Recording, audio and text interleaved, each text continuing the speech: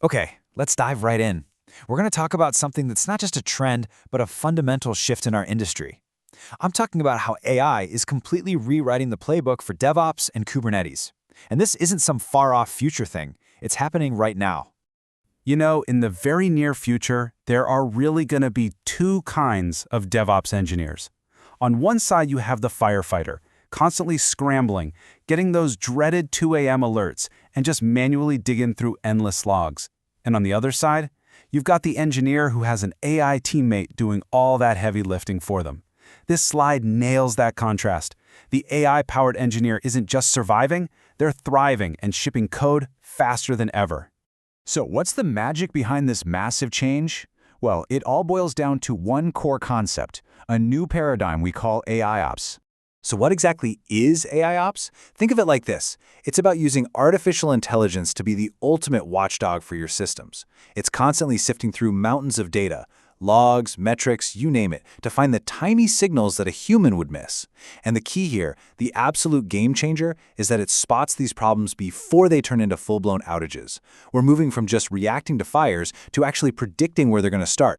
And this really just sums it up perfectly. For years, operations has been a reactive game, right? Something breaks, an alarm goes off, and we scramble to fix it.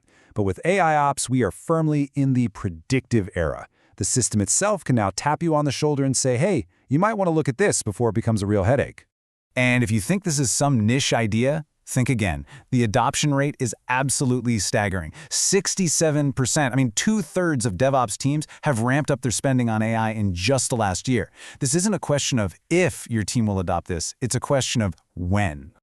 Okay, so let's get practical. Enough with the high-level concepts. How does this AIOps philosophy actually change the day-to-day work of managing a Kubernetes cluster? Well, it starts right where the code begins, your CI/CD pipeline. AI is being woven into pretty much every single stage of the software delivery lifecycle. And this is where it gets really tangible. Look at these tools. You've got things like GitHub Copilot that can now auto-generate complex infrastructure as code. We're talking Helm charts, Kubernetes manifests, the whole shebang. And then you have platforms like Harness that act as an automated gatekeeper for your deployments, analyzing all the data to decide if a rollout is safe or if it needs to be automatically rolled back. And the result of all this intelligence? It's pure velocity. Teams that are really leaning into these tools are shipping code up to 50% faster. And they're not doing it by working longer hours. They're doing it by working smarter and letting AI handle the tedious, high-stakes work. All right, now for what I think is the most exciting part. Self-healing clusters.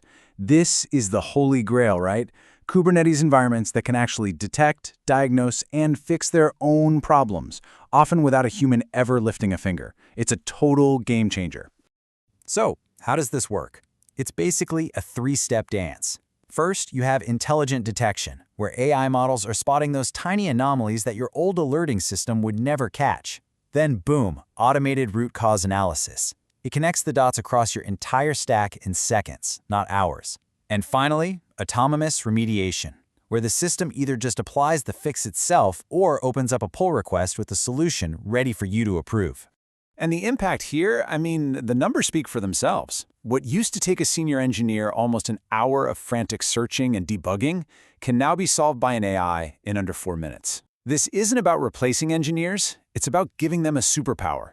It's about giving them back their time and, frankly, their sleep. Now let's switch gears and talk about a pain point that hits every single one of us, the cloud bill. Kubernetes is amazing, but it also makes it super easy to over-provision resources, which leads to just massive amounts of wasted money. So how does AI help? Well, for starters, it ends the guesswork.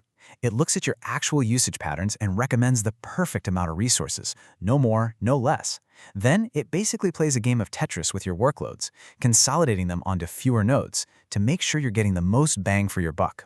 And on top of all that, it's always hunting for deals, like safely using spot instances to slash costs without you having to worry about reliability. So you might be wondering, okay, what are the actual tools people are using? This is a fantastic little cheat sheet. For just figuring out what's wrong, Kate's GPT is amazing at turning cryptic errors into plain English.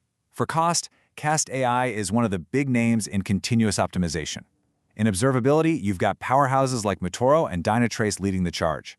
And for security, Snyk is just essential for embedding that protection right into your pipeline. All right, this all sounds pretty great, but it can also feel a little overwhelming. Like, where do you even begin? The good news is there's a really clear, practical way to get started. Here is your 5-step roadmap. Seriously, just start here. First, just install K8's GPT. It's free, and you'll get value on day one. Next, get your team on GitHub Copilot to speed up coding.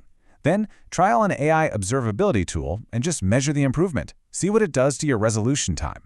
Run a cost optimizer like Cast AI in recommendation mode so you can see the potential savings without any risk. And finally, get a security scanner like Snyk into your pipeline. The trick is to start small, show the value, and then expand from there. And that brings us right back to where we started. The teams and the engineers who are going to win in the next few years are the ones who figure out how to build with AI as a partner, not the ones who try to compete against it.